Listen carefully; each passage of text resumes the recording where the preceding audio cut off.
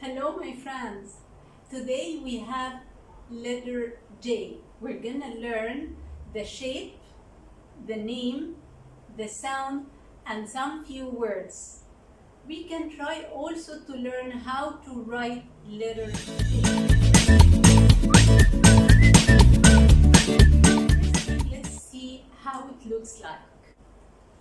That's the shape of J. How can we write it? A dash up, then a straight line to down with the curve to the left. And this is the small j. How can I write the small j? Come from up to down and then small curve to the left side. Then a dot up here. That's J. Sounds like J. J is for juice. Who wants to drink juice? Juice. J is for juice.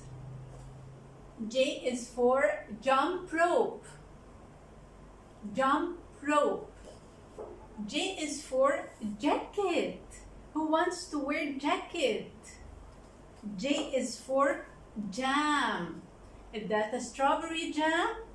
Would you like to eat jam? Jam and bread? Jelly. Jelly on the plate. Jelly on the plate, wibble wobble, jelly on the plate.